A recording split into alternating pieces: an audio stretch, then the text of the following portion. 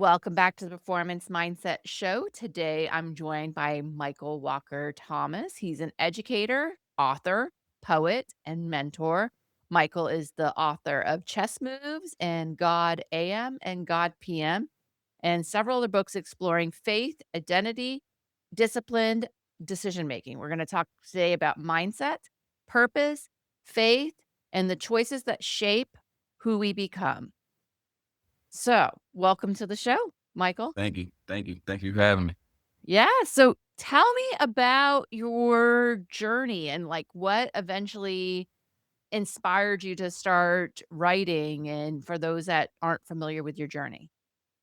Yeah, so grew up in Philadelphia, Pennsylvania. Loved writing when I was young. I feel like I seen so many experiences when I was younger, just as far as like family stuff, or as far as my friends, as far as the environment. So I just love writing. Probably in like third or fourth grade, I started to write like poems and things like that. And going to church and just, looking at all the things that's going on in church as well. So I was like, you know what, let me just start writing poetry to express myself because I was always a little quiet. So I love writing and then picked up when I got a little bit older. So Wow. So did you really kind of come back to you like after high school and college and then how eventually did you end up in Florida where we eventually got yeah, connected?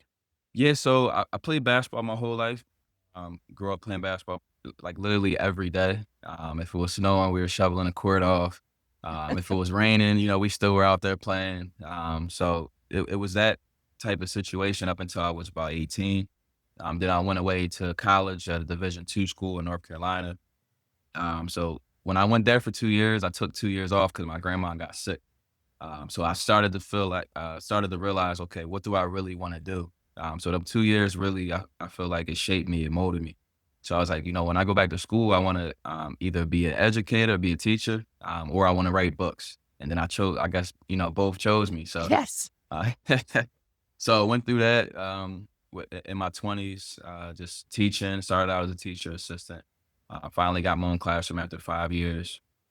After that, really just picked up writing my first couple books. And then that took me down to a journey to Florida. I moved down here 5 years ago. Right in during COVID, 2021. So it's been great. Book.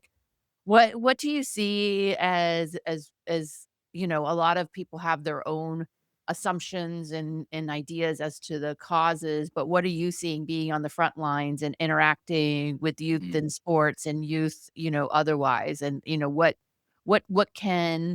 what can the youth and what can parents do? So I'll just give you the floor. I asked you a yeah, million questions. no, it's fine. Yeah, so with teaching or just having my students over the past couple years, I'm starting to see, not even starting to see, like even going back towards when I was teaching at Philly, it more so was like the groups, like when I was younger growing up, it was more like we wanted to be like individuals. Like we wouldn't necessarily follow, but we had like our own little small group. So I had like a group of like 4 or 5 kids. Now you're seeing one kid wanting to entertain everybody or wanting to be involved with everything.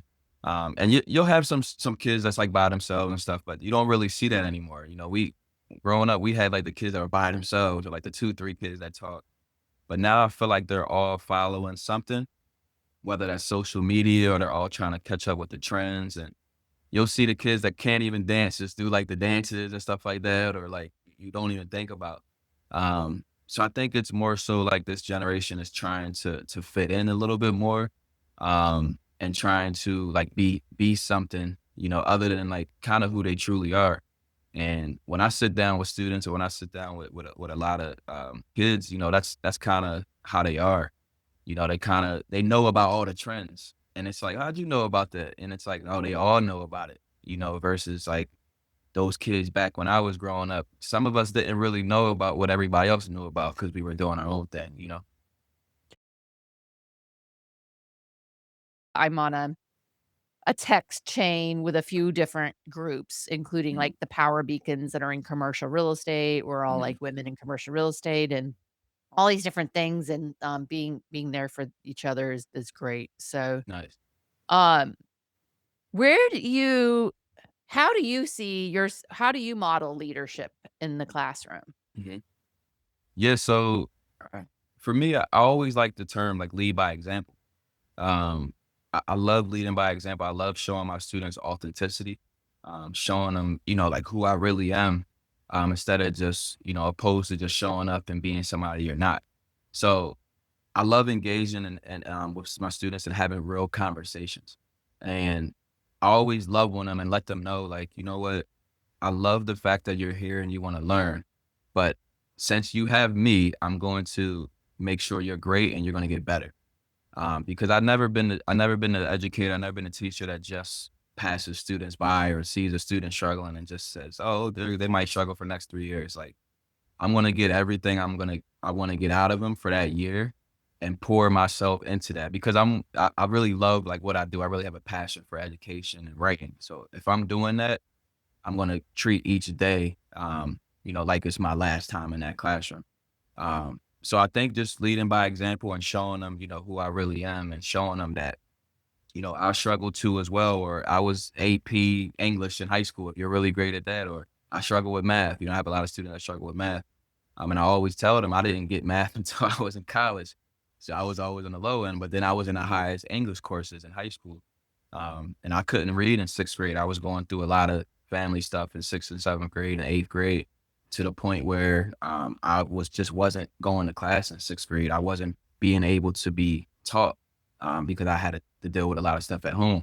So mentally, those 2 years really shaped who I was as a student and a person because I had counselors and teachers and a principal that really saved me in those 2 years. So I always try to tell my students those stories to let them know, you're not alone. Um, and just help them with anything they need help with. I've had students in the past who come to me on a first grade reading level in fifth grade, and I got them back up to a fourth or fifth grade reading level because I'm telling parents, like, this is what I do. I'm here for a reason, and I take this seriously. I'm not just going to have your student go to sixth grade on a second grade reading level. I'm gonna try my best to educate them the best way I can, and it all starts with prayer. It all starts with God. I ask God, how can I um, be the best person for the student in this time? Because you get new students every year. So, Um, if someone reads your books 20 years from now, what do you hope that they feel? man, another great question by Amy. Shall I say? um, I, I I feel like the word discover keeps coming up. Mhm. Um, But I feel like I hope they know who they are in that moment, and then I hope they realize who they can be, I would say. So I hope you know who you are in that moment, and I hope you realize who you can be. Because a lot of my books center around, and if you take my poem books out, a lot of my books center around young adults and discovery and um, trying to, figure out your dreams or your goals, or trying to figure out the school, or trying to um, travel. I have this book, Time Wander Mind, where he travels all these countries and he's just discovering new things. Um, but if you take the poem books out and focus on the stories, that's really what they're based off. And then you can go to my poetry and the voices you may not hear. That's talking about all different walks of life. So there's a poem for like literally anybody that can read it and really realize. Um, that you're going through this or you're dealing with this or you're in this happy moment and so you can literally take a step into any one of those and focus on that. And then also the Christian devotional, that's a healing book. That's 60 days healing. Um, and you can just rediscover yourself. So that's what I would say, especially 20 years from now. We don't know where AI is gonna be. We don't know where the job is gonna be or business or anything like that. So I would say just like be who you are. You can grow into your better self, um, and just discover and be that person you always wanted to be.